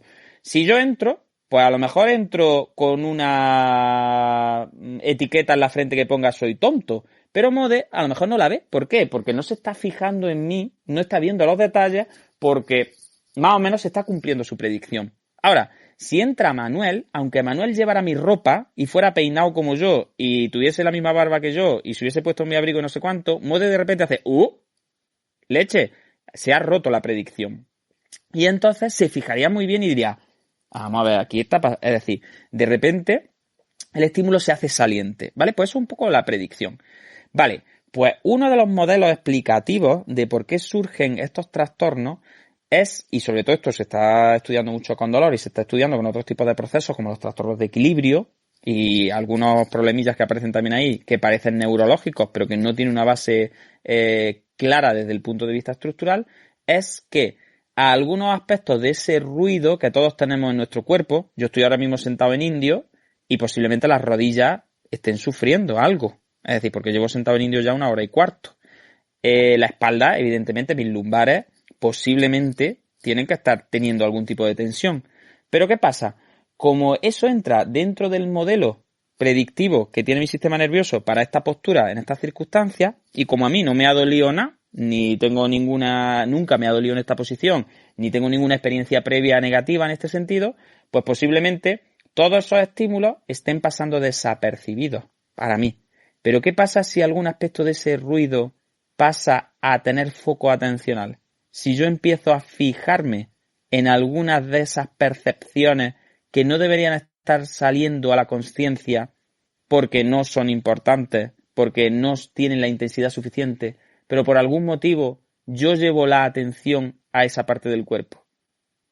Pasa que ese ruido se transforma en percepción y pasa que amplifico la intensidad de ese ruido hasta hacerlo saliente.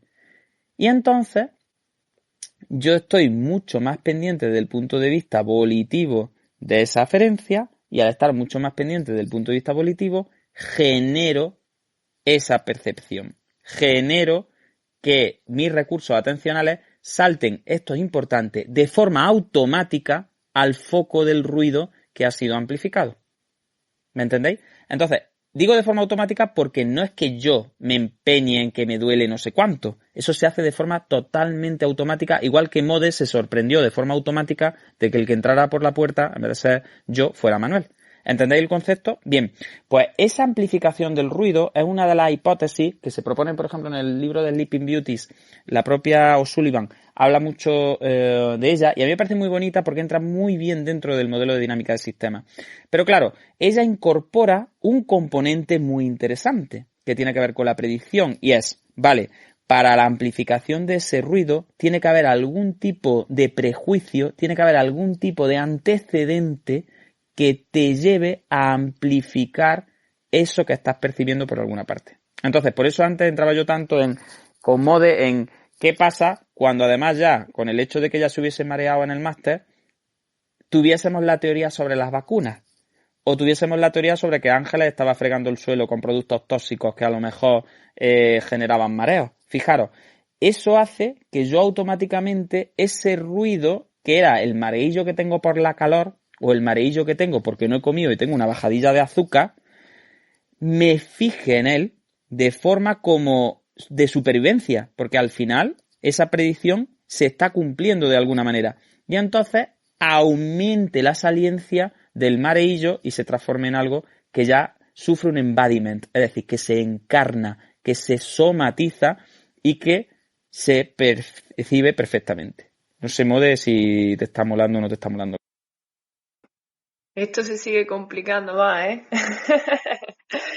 Está muy chulo, muy interesante, pero esto ya hay que pararse un poquillo más a repensarlo e integrarlo.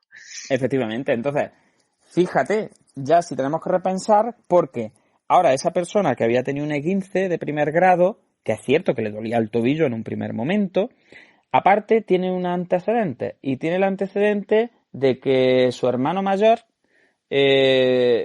tuvo una lesión deportiva una vez en el pie y por lo que sea, porque estaba haciendo snow y se cayó de la tabla y tuvo una fractura ósea, y esa fractura ósea se complicó mucho y el hermano mayor tuvo una osteomiolitis, y por tener esa osteomiolitis, por el frío y porque tardaron en llevárselo no sé cuánto, cuando se quisieron dar cuenta, mala suerte, porque es mala suerte, pues un fragmento de hueso se fue, o un fragmento de cualquier cosa, generó un trombo y hubo que cortarle esa pierna, porque tuvo una necrosis y ese pie, pues se tuvo que perder.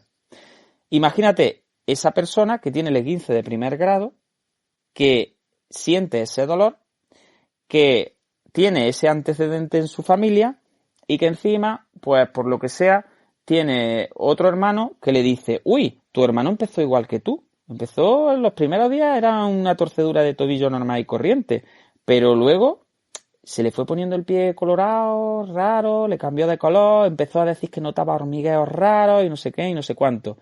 ¿Qué le va a pasar a esa criatura?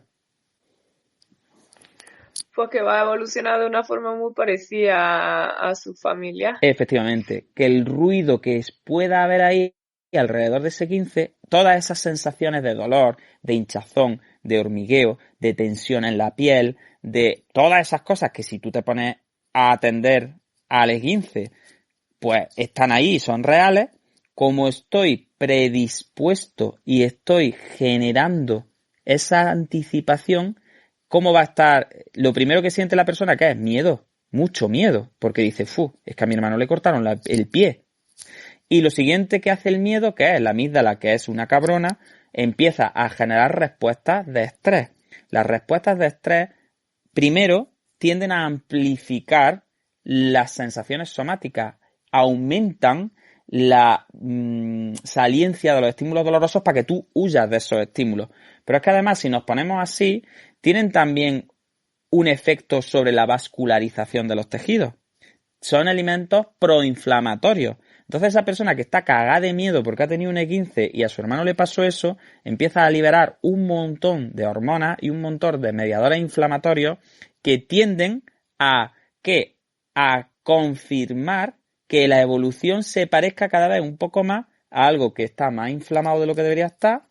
Además, tiene miedo a apoyar porque no vaya a ser que esto se complique y me pase lo que a mi hermano, con lo cual restringe el apoyo. Una zona que no se apoya y que duele es una zona que sufre procesos de sensibilización central, que sufre procesos de aprendizaje no asociativos, que vuelvo a repetir, son implícitos, que están fuera del alcance de la conciencia de esa persona. ¿Y qué van haciendo? Que van alineando los síntomas a las expectativas que se tenían sobre el desarrollo de la enfermedad. Igual que tú, cuando te diagnosticaron la migraña y viste lo que había en Google sobre migraña, tendías a amplificar cosas que antes ni le habías comentado al médico, pero que ahora veías que a otras personas con migraña le pasaban. Entonces, fíjate cómo en esa amplificación que está haciendo esa persona, en esas como ideas preconcebidas que tiene sobre la evolución de su propia enfermedad, ahora, tanto el hermanito malafollá que le ha contado lo del hermano, como el hecho de que al hermano le pasara eso, van a hacer que ese ruido, vuelvo a repetir, que había alrededor de una lesión que en principio no tendría que ser complicada, la atención se lleve a la zona, se focalice en esa zona, el miedo, el estrés y la liberación de mediadores inflamatorios de cortisol y de todos los ejes del estrés y del miedo aumente la sensibilidad y ahora cosas que en principio no deberían de ser nocivas, pues son nocivas.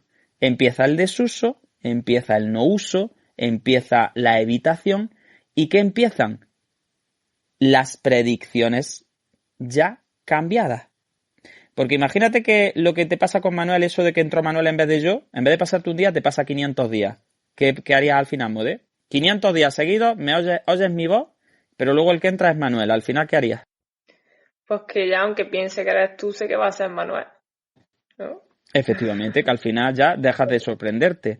Pues si yo cuando apoyo me duele y cuando no apoyo no me duele, pero no porque no apoye en plan no apoyo porque me duele, sino porque no apoyo nunca. Entonces, claro, si yo estoy en reposo y yo tengo el pie ahí que no cargo porque tengo miedo de cargar, porque a mi hermano le cortaron el pie porque tuvo lo mismo que yo, ¿qué pasa? Que ahora estoy en reposo 24 horas. ¿En esas 24 horas me duele? No me duele. Entonces, ¿qué pasa? Que ya tengo una nueva predicción. Y la nueva predicción es, cuando apoyo el pie va a doler, porque cuando no lo estoy apoyando, fíjate, llevo 24 horas que no me ha dolido. Entonces, el dolor viene del apoyo. ¿Qué tengo que hacer? No apoyar. Y ahí entramos en el círculo vicioso que hace que la amplificación del ruido se transforme al final en una bola de nieve que genera más patología. Porque ahora ya al no apoyar, ¿qué ocurre? Que ya empieza a haber cambios estructurales en ese tobillo si la cosa se cronifica y esos cambios estructurales, ¿qué hacen con el ruido? Lo amplifican más. Porque claro, tú imagínate, Modé, tú no tienes ningún esguince de tobillo, pero imagínate que te tengo una semana con una escayola puesta en el tobillo y no has cargado nada en esa semana. La primera vez que vas a pisar con el tobillo es fácil que notes cosas raras. Súper fácil, ya con mucho miedo. Claro, pero a ti no te ha pasado nada. Entonces, ¿qué pasaría? Que dirías, mira el Juan, qué cabrón, que me ha puesto una escayola una semana y ahora tengo el pie atontado. ¿Pero tú tendrías miedo de caminar? ¿O tendrías alguna expectativa sobre que se te va a romper el pie? O sobre... No, tú simplemente caminarías como rara al principio, como diciendo, uy, hay que ver qué raro se nota el pie, que llevo una semana sin apoyarlo. Pero como no tienes ninguna expectativa de patología, tú la interpretación que haces del ruido de ese pie, de eso que notas nuevo, porque lleva una semana escayola, lo pasas por el filtro de decir, no, esto es ruido, es decir, es normal, tengo el pie adormilado porque estoy ya una semana con una escayola.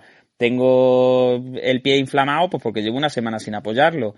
Noto el apoyo del pie raro, pero porque llevo una semana sin apoyarlo. Y tú todas las atribuciones las harías hacia él. Llevo una semana sin apoyarlo. Sin embargo, la persona que viene del proceso que venimos comentando, del esguince, los antecedentes del hermano, la amplificación de ruido, el miedo, el reposo, la creación de nuevos ruidos y de expectativas nuevas frente a la carga por ese reposo, cuando le escayolan la pierna encima 2 semanas o disminuye la movilidad aún más 2 semanas, imagínate porque le hacen un vendaje y no sé qué y no sé cuánto, ¿qué pasa? Que a todo eso se suma el hecho de que todo el ruido que ha generado la actividad terapéutica de ponerle una escayola o de hacerle un vendaje, que todos tenemos la pierna rara después de quitarnos una escayola o quitarnos un vendaje, eso se suma a la teoría de el pie está malo. No es por la escayola que he tenido, ni es por lo otro, es porque el pie sigue enfermo. Y ahora, en vez de llevar enfermo una semana, ya lleva 3 semanas enfermo. Y ahora ya me han hecho una escayola que era para quitarme el dolor, me han quitado la escayola y me sigue doliendo. ¿Te estás empezando a agobiar ya? Sí, se siguen acumulando cosas. Efectivamente. Entonces, ¿te sorprendería mucho que esta persona desarrollara una amplificación funcional y que te dijera que lleva 6 meses sin apoyar el pie porque le duele horrores cuando lo que tuvo fue un E15 de primer grado hace 6 meses? Para nada, al final ha entrado en un círculo vicioso que parece un poco difícil de romper, porque si con cada cosa que se le pone y se le quita lo vuelve como a amplificar, no elimina ese dolor, muy difícil, ¿no? Efectivamente, es decir, hasta que no cambiaran esos modelos predictivos, no habría posibilidad de mejora. El problema de los modelos predictivos es que es como el miedo, que son automáticos, que son inconscientes y que no son modelables por la conciencia de la persona de una forma directa. No es suficiente con decirle, mira, esto que tiene tiene unos modelos predictivos alterados, has tenido efectos nocebos, has tenido no sé qué, no sé qué, no sé cuánto. Muy bien, esto es como si me dices, Juan, ¿le tienes miedo a los aviones? Eso no tiene ningún sentido. Si el avión es el medio de transporte más seguro del mundo, no sé qué, no sé cuánto, sí. Y yo digo, sí, me parece muy bien, pero que no me voy a montar. Igual ocurre, ¿no? Es decir, el miedo es libre y cada uno. Entonces, este tipo de reacciones que no son controladas directamente desde el yo, pues solo se pueden trabajar desde lo automático, cambiando esos esquemas, pero bueno, es decir, no quiero decir que no se pueda trabajar también desde lo volitivo, pero sí quiero decir que no solo desde lo volitivo, porque no solo de lo volitivo va a cambiar estos esquemas que son tan automáticos. Así que bueno, fijaros que yo creo que ya más o menos ha quedado claro este concepto que quería introducir. Ya hemos hablado un poquito de los problemas que tenemos definiendo la cultura, definiendo los propios síndromes culturales, definiendo los propios síndromes funcionales. Hemos visto un poquito un ejemplo de amplificación compartida. Hemos estado viendo cómo lo que en un momento puede empezar como un caso cero, un caso X que era Mode mareándose en el máster, pues se ha ido como generando ese síndrome de mareo granaíno del que hemos estado hablando. Entonces, fijaros que es muy interesante porque al final, ¿qué hacemos con esto? Porque claro, aquí, y esto ya sí quiero cerrar un poco el programa porque creo que ya estoy siendo pesado de más, estoy hablando de más. Fijaros que esto genera un sufrimiento brutal, porque claro, tú imagínate lo que tiene que ser para una persona que está sintiendo ese dolor en el pie, que tiene ese miedo constante a que el pie se le rompa o se le cangrene o que no sé qué, o no sé cuánto, o que haya que cortárselo o lo que sea, cuando encima en las pruebas de imagen no sale nada importante, cuando le dice el médico, no, mira, es que no sabemos lo que tiene. Porque claro, fijaros que una de las cosas que hacemos a veces para explicar los síndromes funcionales y que incluso como que nos dejan la conciencia tranquila, es decir, bueno, lo mismo es que todavía no hemos descubierto lo que te pasa. Es decir, es como a lo mejor no ha llegado el momento en el que tengamos la prueba que pueda demostrar que realmente te ocurre algo a nivel corpóreo. Pero fijaros que eso al final es un chantaje. Es decir, ahí estamos perpetuando un poco hasta que no tengamos algo biológico, no podemos definir esto como una enfermedad real. Esto es algo, o sea, te damos el beneficio de la duda, de que a lo mejor lo que te pasa es algo que no podemos explicar. Pero fijaros que eso al final no deja de ser también eso, un chantaje en el sentido de, bueno, pero lo importante es el origen. Y como tu origen no lo tenemos claro, pues eres un enfermo de segunda. Y ya si encima empezamos a entrar en servicios asistenciales, hablo yo de la fisioterapia, en las que se corre la comidilla de esto es una persona que tiene una enfermedad que no es una enfermedad porque es funcional, con todos los prejuicios que hay sobre las mujeres en general y sobre las mujeres con este tipo de patologías en particular, con todo lo que tienen que aguantar en algunas culturas que son incluso más machistas que la nuestra, en el sentido de esta está loca y se cae al suelo pero porque no tiene marido, a ver si le buscamos un marido y le quitamos las tonterías. Es decir, fijaros el sufrimiento que tienen que aguantar estos pacientes, porque al final son enfermos de segunda. Son enfermos que sufren todo lo que sufren las personas con un diagnóstico cerrado orgánico, pero que encima tienen que aguantar prejuicios, juicios de valor, y que tienen que constantemente enfrentarse al hecho de que no pueden decirle a todo el mundo tengo algo psicosomático, tengo algo funcional, porque los van a tratar de una forma completamente despectiva. Y muchas veces todos aquí entonemos el mea culpa, porque somos los primeros que jugamos un poco a ese rollo, ¿no? Al rollo de, bueno, lo mismo es que tienes algo que todavía no se ha descubierto, no sé cuánto, cuando lo importante no es tanto qué es lo que tienes, sino qué es lo que te pasa y cómo podemos echarte una mano. A mí lo que te pase, pues me da igual, porque como fisioterapeuta yo directamente muchas veces no voy a poder hacer nada sobre eso. Eso todavía le tendrá que interesar a los médicos, que son los que hacen el diagnóstico. Pero nosotros como fisios tenemos que centrarnos en qué te pasa, cómo te está afectando esto y cómo se puede solucionar. Así que, Modé, después de esta última reflexión un poco de darle también cabida y un poquito de cariño a la gente que está afectada por estos trastornos, pues ya está. Yo creo que para ser un programa en el que básicamente he hablado yo y que Mode me ha acompañado, mira, ahora viene Manuel y anda, que Ahora viene. Ahora viene, ¿eh? Yo te iba a decir que me parece un cierre maravilloso esto último que nos has comentado, que no tengo nada más que añadir a eso. Me ha parecido magnífico el podcast de hoy. De hecho, fíjate que la propia O'Sullivan lo habla mucho, porque el subtítulo del libro dice, y otras enfermedades misteriosas. Y es verdad que cuando se habla de síndromes culturales, de síndromes funcionales, siempre se pone mucho el apellido como misterioso, como ahí una cosa que es como de paranormal casi, ¿no?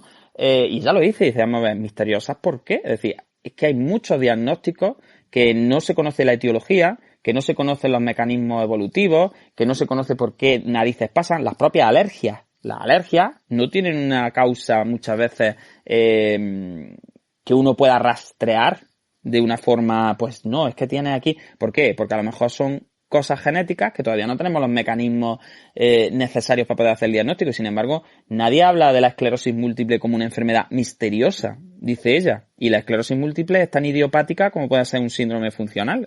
Pues idiopática. Lo que pasa es que tiene una lesión estructural que ya está, que nos explica un poco luego la sintomatología, pero en su origen es tan misteriosa como puede ser una migraña, que no sabemos por qué se produce. Es decir, entonces es verdad como que hay muchos prejuicios, y aquí sí entra la parte cultural en el sentido de qué espera la sociedad de los enfermos y qué estamos haciendo los sanitarios para generar expectativas en nuestros pacientes que empeoran su calidad de vida. Y esas expectativas hay que tener mucho cuidado en cómo se manejan, y también hay que tener mucho cuidado con los fisios que dan modelos lesionales a síntomas, en el sentido de me duele la espalda, claro es que tiene una artrosis, claro es que tiene el disco movido, claro es que el disco te está apretando en no sé dónde, claro es que, y cogemos un modelo de la columna y le enseñamos el disco y le pegamos un meneo al disco para atrás que parece que es que se va a explotar, y el paciente ya se ve eso en la espalda y se caga vivo, y si antes le dolía un 5 ahora le va a doler un 7, ¿me entendéis? Entonces, o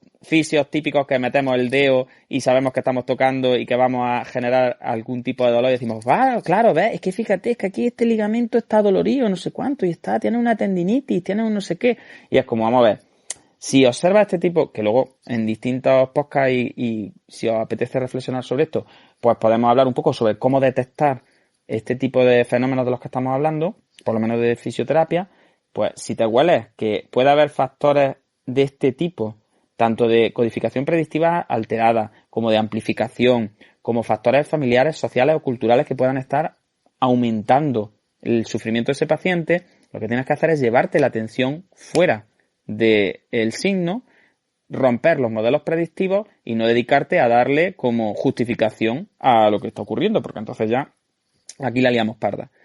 Y sobre todo, porque no estamos hablando, yo lo estoy centrando mucho en dolor y en desmayo, porque a lo mejor es como más fácil de entender, pero es que los síndromes funcionales y por extensión algunos de los síndromes culturales, que son síndromes funcionales restringidos a zonas, ya os digo, pueden ser ceguera, pueden ser pérdida de la voz, pueden ser sordera funcional, pueden ser, es decir, que es que no estamos hablando de moco de pavo, pueden ser crisis de disociación que parecen crisis epilépticas, en las que el paciente pues pasa un rato fatal, pueden ser trastornos conductuales en los que se disocia de la realidad, se desnuda y se tira por la ventana, es decir, estamos hablando de cosas gordas, no estamos hablando solo de dolor, el dolor ya es lo bastante importante, pero que la sintomatología de este tipo de síndromes son cosas graves, muy graves, y que la gente sufre mucho. Con lo cual, si os apetece, pues me dejáis comentarios en redes sociales y demás, y hacemos un miniciclo de síndromes culturales. Una vez que ya hemos entendido las bases de la amplificación, pues ya podemos explicar otros tipos de mecanismos que puedan estar implicados en el desarrollo de síndromes funcionales y en el desarrollo de síndromes culturales por extensión, y podemos ir poniendo ejemplos, porque, por ejemplo, hay síndromes culturales que están descritos y que son muy interesantes. Por ejemplo, yo no sé si ha oído hablar del coro, MODE, del síndrome de coro, que es uno de los más descritos, que se da en el sudeste asiático. Pues fíjate, es un síndrome que aparece por muchos sitios, que es muy polémico porque ya ha sido descrito de otra forma, pero es el síndrome de retracción genital, que afecta a hombres, principalmente jóvenes, en edad reproductiva entre los 14 y los 30 años más o menos, y es una angustia suprema por el hecho de que están convencidos de que se les está retrayendo el pene y que se les va a meter dentro del cuerpo y que cuando eso ocurra van a morir.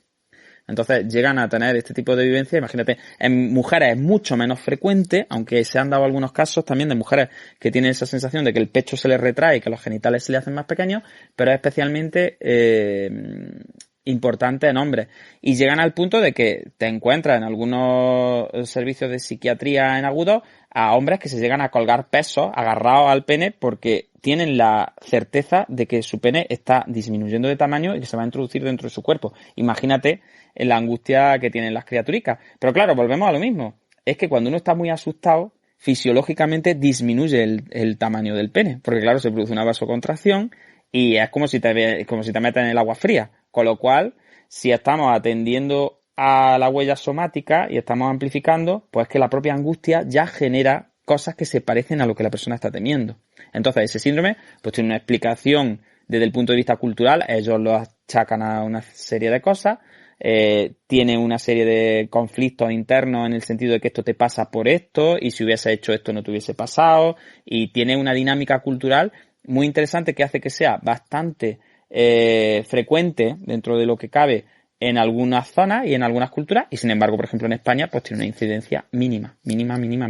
Entonces, si queréis, pues podemos hacer algún ciclo en el que hablemos cada tarde de uno de los síndromes y veamos pues eso, dónde se da, cuáles son las características, los signos más importantes, cuáles son las pruebas que se hacen para descartar que se trate de cuestiones más orgánicas, y bueno, y podemos dar una visión cultural y de mecanismos neurofisiológicos de aprendizaje y tal y que cual que pudieran estar influenciando el desarrollo de esos síndromes. Así que bueno, yo no sé cómo ha salido, pero hecho está, Mode. Así que vas a tener el honor de cerrar el programa y ya está. No sé si quieres aportar algo más. Ha salido muy estupendamente, Juan. ¿Te ha gustado, Mode? Me ha gustado muchísimo. Me quedo con ganas de más. Pues ya está. Sí. Yo creo que la amplificación más o menos ha quedado clara y que bueno, lo he intentado explicar con ejemplos así, con teatrillos. A la pobre Mode le he puesto hoy que le han dado mareos, que ha visto fantasmas, que ha tenido No pasa crisis de nada, todo sea por la ciencia. A la pobre Mode, espero que la Mode no le dé por pensar mucho en sus síndromes somáticos, porque a ver si me va a hacer la pobre una amplificación de tanto colgarle San Benito hoy aquí, y ya está. Pero yo creo que más o menos ha quedado entendible. Ya os digo, si os apetece profundizar, es un tema que a mí me apasiona y que espero en algún momento poder hacer alguna formación o poder hacer algo un poco más serio, porque creo que es muy importante. Y ya para cerrar del todo, os digo que fisioterapeutas neurológicos del mundo, los mayores expertos en síndromes funcionales, no culturales. Los síndromes funcionales son bastante más frecuentes que los culturales, pero fijaros que son primos hermanos. Dicen que en torno a 2/3 de los pacientes, entre 1/3 y 2/3 de los pacientes que acuden a nuestras consultas tienen como mínimo amplificaciones funcionales o entran dentro de características funcionales. O sea que fijaros la importancia de todos estos factores de los que estamos hablando a la hora de poder evaluar y tratar a estas personas, porque si nosotros no los vemos, si no los identificamos y si no conocemos las características y cómo podemos echarles una mano, lo que estamos haciendo al final es perpetuando el desarrollo de este tipo de enfermedades. Y eso yo creo que es interesante, porque al final, pues si os pasa un poco como a mí, ¿no? Con la hemiparesia que os comenté al principio de, pues bueno, tiene un tumor cerebral, tiene una hemiparesia, pues me cuadra, pues al final lo estaremos tratando de una forma en la que quizás estemos generándoles más mal que bien. Y eso pues al final es una reflexión que creo que también tenemos que tener en cuenta. Así que nada, muchas gracias a todos los oyentes, a los que lleváis todo el rato ahí, como Elisa, como Cedric, como Darwin, que está ahí aguantando el tipo todo el rato, Juan, que se ha incorporado después, por supuesto Yolanda y Manuel, que están como oyentes hoy no han intervenido porque se han incorporado un poquito más tarde. Pero gracias de verdad, espero que haya sido interesante. Es verdad que normalmente no me gusta hacer capítulos así en modo tanto hablar yo, prefiero ir alternando, pero bueno, es verdad que Mode me ha acompañado muy bien, ha sido una maestra de ceremonia estupenda. He hecho lo que he podido. Ha hecho lo que ha podido y ha estado ahí aguantando el tipo, por lo menos dándome un poquillo de contrapunto para yo no ser tan pesado. Así que os emplazo al miércoles que viene a las 8, a la próxima reunión de Neurofisio Club. Vamos a ver cómo funciona esto de los replays. Yo estoy deseando probarlo. Ahora cuando nos vayamos a ver lo que ocurre, si se queda ahí grabado en el club, si no sé cuánto, si aparece en el perfil de Mode y en el mío. En fin, ya lo iremos contando. El tema de la semana que viene no lo tenemos, como siempre. No vamos a hacer ningún spoiler porque no lo tenemos, pero a lo largo de la semana lo iremos decidiendo. Así que gracias de verdad a todas. Espero que haya sido medianamente interesante, que no se haya sido muy pesado. Y Mode, gracias a ti especialmente por la compañía y por el buen rollo. Así que nos vemos mañana trabajando. Ya reflexionaremos en los cafés sobre todo lo que hemos contado. Sí, muchas gracias a ti, Juan. Venga, pasad buena semana, que el movimiento os acompañe y hasta mañana, bueno, hasta la semana que viene. Un besico fuerte a todo el mundo. Adiós.